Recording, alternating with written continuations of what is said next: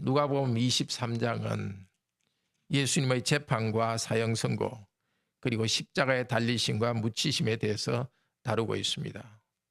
여기에서 사람들의 죄악성이 드러납니다. 또한 하나님께서는 우리의 죄에 대한 하나님의 진노를 그리스도께 쏟아놓으신 것을 보여줍니다. 먼저 예수님께서 빌라도와 헤롯에게 신문을 당하십니다. 이 신문 장면은 예수님께서 죄가 없는데도 사형 선고를 받는 것을 보여줍니다. 대제사장들은 자신의 자치 국회인 산헤드린 공회에서 예수를 사형시키기로 결정했습니다. 그렇지만 그들은 사형 집행권이 없기 때문에 총독 빌라도에게 데려갑니다. 빌라도는 신문하면서 3번이나 말합니다. 이 사람에게는 죄가 없도다. 중간에 빌라도는 예수님을 갈릴리 지역의 분봉왕인 헤롯 안티파스에게 보냅니다. 헤롯이 여러 말로 물었지만 예수님은 아무 대답도 하지 않으셨습니다. 제사장과 서기관들은 예수님 앞에서 헤롯 앞에서도 예수님을 고소했지만 예수님은 침묵하셨습니다. 다시 빌라도의 법정으로 보냅니다. 헤롯은 예수님께 왕들이 입는 화려한 옷을 입혀서 빌라도에게 다시 보냅니다. 예수님이 왕이라고 말하는 것을 조롱하기 위해서입니다.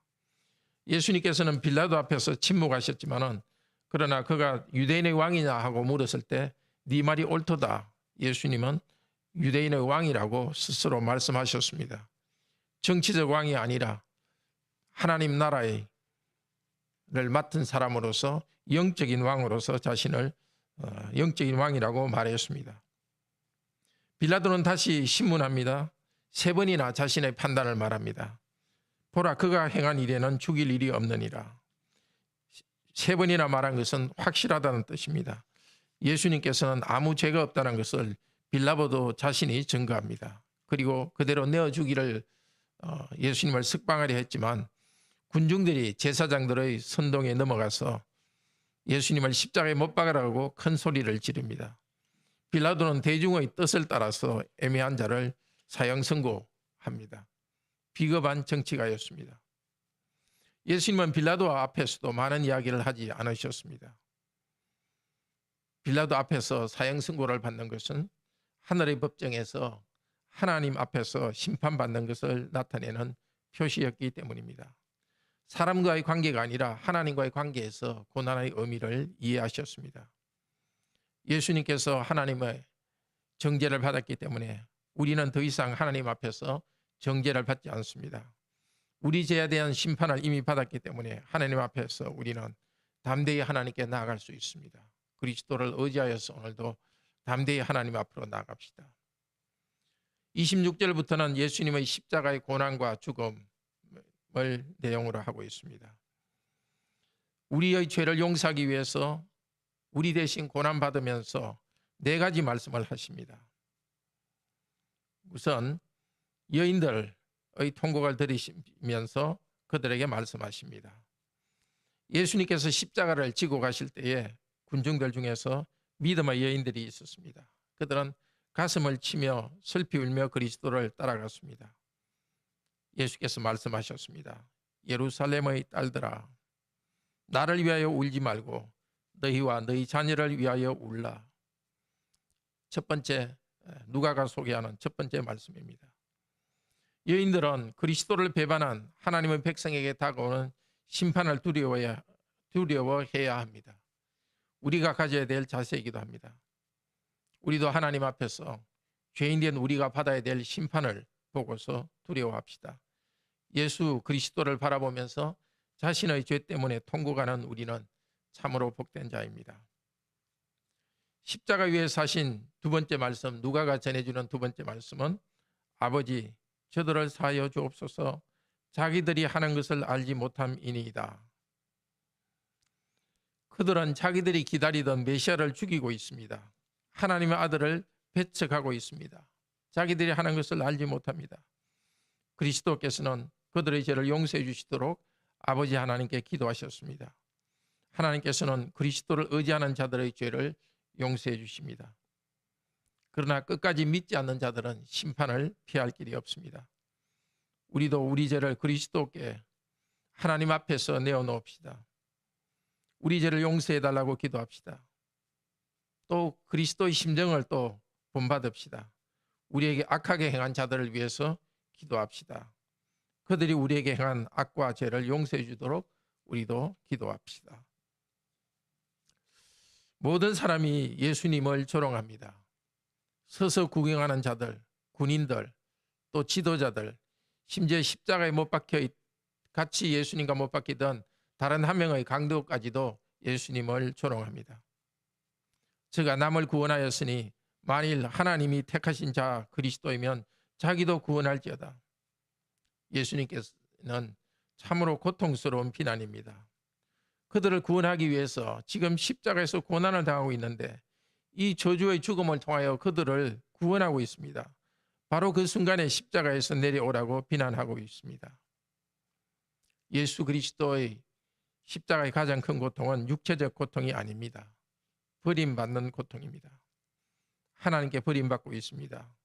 사람들로부터 오해를 받고 버림받고 있습니다. 그리스도께서 하나님으로부터 버림받으셨기 때문에 우리는 하나님의 아들, 딸로 받아들여졌습니다. 그리스도의 버림받음 때문에 우리가 하나님에게 받아들여진 것을 감사합시다. 속죄의 공로를 의지하여서 하나님께로 나아갑시다. 함께 십자가에 달려 죽어가던 한 명의 성도는 한 명의 강도는 회개하며 말합니다. 예수여, 당신의 나라에 임할 때 나를 기억하소서. 예수님께서는 그들 받아들여 주십니다. 내가 진실로 네게 이르노니 오늘 네가 나와 함께 낙원에 있으리라. 십자가에서 하신 세 번째, 누가가 소개하는 세 번째 말씀입니다. 바로 십자가에 달려서 고난받으시는 그 순간에도 왕으로서 한 사람을 구원해 주십니다. 하나님 나라를 확장하셨습니다. 제6시부터 9시까지, 그러니까 정오부터 오후 3시까지 해가 빛을 잃었습니다. 온 땅에 어둠이 왔습니다. 하나님께서는 그분의 빛난 얼굴을 그리스도로부터 돌리셨다는 표시입니다. 구원받을 모든 성도에 대한 하나님의 내리시는 심판을 예수님께 내리셨다는 표시입니다. 그리스도께서 버림받으실 때 마침내 성전의 휘장이 위로부터 아래로 찢어졌습니다. 하나님께서 찢으셨습니다. 그리스도를 하늘 성소로 받아들여 주셨다는 표시입니다. 우리도 예수 그리스도를 믿고 하늘 성소로 나아갑니다. 히브리서 10장 20절은 휘장은 성전의 휘장은 바로 그리스도의 육체라고 합니다. 성전의 휘장이 찢어졌듯이 예수 그리스도의 몸이 찢어졌기 때문에 찢어지신 예수님의 몸을 통하여서 우리는 하나님께 나가는 복이 있습니다. 십자가에서 예수님께서 하신 네 번째 말씀은 46절입니다. 아버지, 내 영혼을 아버지 손에 부탁하나이다. 영원하신 하나님 아버지께 당신의 영혼을 부탁하셨습니다. 자신의 영혼을 맡겨드렸습니다. 구원의 일을 하나님 아버지께서 이루시도록 그리스도 그분의 몸을 사용하시도록 아버지께 넘겨드렸습니다. 하나님께서는 그리스도의 영혼을 받으시고 몸도 부활하게 하셔서 영광 가운데 들어가게 하실 것을 예수님은 기대하셨고 아셨습니다. 하나님께서 그분과 함께 그분의 몸인 교회를 이 땅에 세워주시도록 자신의 몸을 맡겨드렸습니다. 이미 십자가 위에서 그리스도는 교회와 제자들을 새롭게 합니다. 십자가의 한 강도가 그리스도에게 돌아왔습니다. 그리스도의 죽음을 보고 사형을 집행하던 백부장이 고백합니다. 이 사람은 정령 의인이었다. 하나님께 영광을 돌립니다. 구경하러 모인 사람들이 가슴을 두드리며 돌아갔습니다. 또 예수님의 숨겨진 제자 아리마대 요셉이 새로운 용기를 가지고 나옵니다. 그리스도께서 찢겨지시고 그리스도께서 고난 당하심으로써 사람들이 이제 하나님께로 돌아오는 일이 일어나고 있습니다. 50절부터 56절은 예수님이 묻히는 장면입니다. 이스라엘 국회인 사네드린 공회, 그 공회의 국회의원인 아리마대 요셉이 빌라도를 찾아왔습니다. 예수님의 시체를 달라고 합니다. 그 시체를 받아서 장례를 치렀습니다. 아리마대 요셉은 예수님의 사형 선고에 대해서도 반대하는 표를 던졌었습니다. 멸시당하는 예수님의 시체를 두려워하지 않고 가지고 갔습니다. 성령께서 특별한 담대함을 주신 것 같습니다. 세마포에 사서 새 무덤에 넣었습니다. 바로 그 무덤으로부터 예수님께서는 부활하실 것입니다. 갈릴리에서부터 예수님과 또 예수님의 제자들의 식사 시중을 들면서 예루살렘까지 따라온 여인들은 그 무덤까지 따라왔습니다.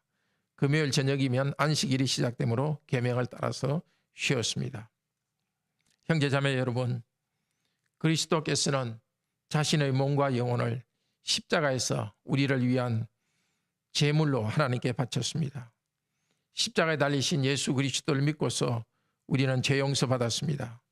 성령님을 의지하여서 하나님 앞에 거룩하게 살 수 있는 기회와 능력을 받고 있습니다. 하나님 나라를 향해 나아가고 있습니다. 지금도 그리스도의 구원은 세상의 눈에는 구원처럼 보이지 않습니다. 예배드리고 기도하는 게 인생에 뭐가 도움이 주냐 하며 조롱하기도 합니다. 그러나 바로 예배와 말씀 가운데 그리스도의 구원이 우리에게 오십니다. 아버지, 저들을 용서하여 주소서. 내 영혼을 아버지 손에 부탁하나이다.